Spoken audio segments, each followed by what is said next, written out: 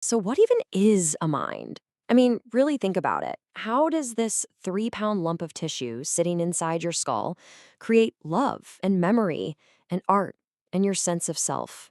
It's kind of wild, right? Well, let's dive into one of the greatest stories there is, the story of the human mind, the story of us. The philosopher Immanuel Kant basically said there are two great mysteries worth obsessing over: the universe out there and the universe in here. And for this explainer, we're turning that telescope around. We're pointing it inward to explore that vast, strange, and beautiful cosmos inside each and every one of us. So, where do you even start with a story that big? Well, we have to begin with a really fundamental and honestly kind of shocking idea that everything you are, your hopes, your dreams, your personality, what you might even call your soul, it's all a product of the physical stuff, the neurons firing inside your brain. To really get why this was such a wild idea, you've got to meet a guy named Phineas Gage. He was a railroad foreman, and one day in 1848, a freak accident sent this huge iron rod rocketing right through his head. And the craziest part? He lived. He could walk, he could talk, but something was very, very wrong. As his own doctor put it, Gage was no longer Gage. This guy who was once responsible and well-liked, he became impulsive, profane, just totally different. The physical damage to the front of his brain had completely rewritten his personality. The person he was before that accident was just gone. See, for centuries, people believed in what's called Cartesian dualism, the idea that your mind is some kind of non-physical ghost driving your body around like a machine. But stories like Phineas Gage's were undeniable proof for materialism. It showed that this so-called ghost could be fundamentally altered by a piece of metal. Your mind isn't a ghost in the machine, your mind is the machine. Okay, so if the mind is the brain, what exactly is it doing all day? Well, it turns out most of the work happens in the dark. There are these vast, hidden depths that operate completely beyond what we're aware of, beyond our conscious control. And the guy who really put this idea on the map was, of course, Sigmund Freud. His huge, revolutionary idea was that the you that you think you know, that's just the tip of the iceberg. Beneath the surface, there's this enormous, churning unconscious that is secretly pulling all the strings. For Freud, your mind is basically a constant battle. You've got the id, which is your inner animal, just screaming, I want that donut and I want it now. Then you've got the superego, which is like the voice of your parents or society, wagging its finger and saying, donuts are bad for you. And then, caught right in the middle, is your poor ego, your conscious self, just trying to make everyone happy. Now, Freud's ideas were incredible, but they were also kind of a mess. How do you prove any of it? You can't exactly run an experiment to find the id. So in reaction to all this, a whole new school of thought came along and basically said, you know what, forget the mind. Let's just get rid of it. And this was behaviorism, led by guys like B.F. Skinner. For him, the mind was just an irrelevant black box. Who cares what's going on in there? All that mattered was what you could see. A stimulus goes in, a behavior comes out. Skinner believed we're not that different from pigeons in a lap. We are simply the sum total of all the things we've been rewarded or punished for. But of course, we're not just bundles of unconscious urges or conditioned reflexes. We think, we reason, we make plans.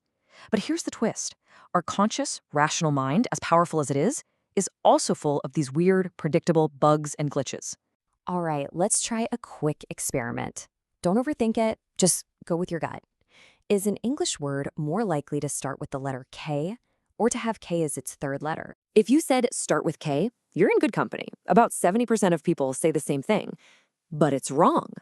The thing is, it's just so much easier for our brains to search for words that start with K, like king or kitchen, than it is to think of words where K is the third letter, like ask or bake. This mental shortcut has a name. It's called the availability bias.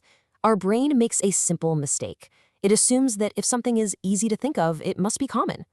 This is exactly why people tend to be more afraid of shark attacks than they are of car accidents.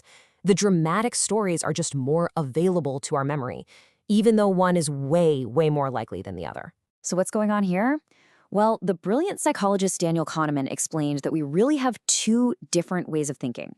There's system one, which is fast, automatic, your gut reaction. It's where these biases live. And then there's system two, which is slow, deliberate, and effortful. It's the part of you that can double-check system one's work, but you actually have to make the effort to turn it on. And look, this isn't just some fun party trick. Understanding that your gut feelings are often just your biased system one talking is like a superpower. It's the first step to knowing when you need to slow down, engage that logical system too, and make much better decisions about, well, everything. Your money, your health, your relationships. So all of this brings us to the biggest questions, right? We've got this physical brain with all these hidden depths and these weird cognitive glitches.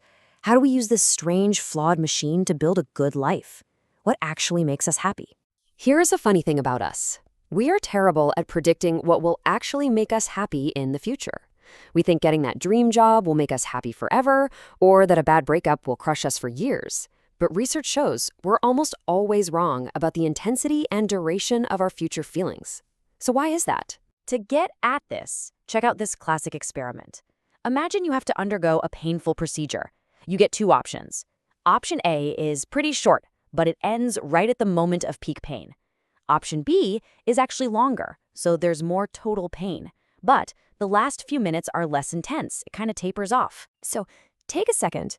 If you knew you had to do one of these all over again, which one would you pick? The shorter one or the longer one that ends a bit more gently? This is where it gets absolutely wild. Overwhelmingly, people choose to repeat experience B. Think about that. They willingly choose the option with more total suffering just because of how it ended. This shows us a fundamental quirk of our minds called the peak end rule. When we look back on an experience, we don't remember the whole thing. Our memory just takes a snapshot of two moments: the most intense moment, the peak, and how it felt at the very end. Our memory isn't a recording, it's a story, and it only cares about the dramatic parts and the ending. So, what have we learned on this lightning-fast tour of the mind? 1. Your mind is physical. It's what your brain does. 2. A huge part of what drives you happens unconsciously, beneath the surface. 3. Your conscious, rational mind is amazing, but it's also buggy and prone to error. And 4. Your identity, your story of who you are, isn't a perfect video recording of your life. It's a highlight reel, edited by your peaks and your endings. And that leaves us with one last, really profound question to think about. If your memory of an event, the story you tell yourself about it, is more important for your happiness than what actually happened in the moment, what does that mean for how you should live? What kinds of peaks and what kind of endings do you want to build into the story of your own life?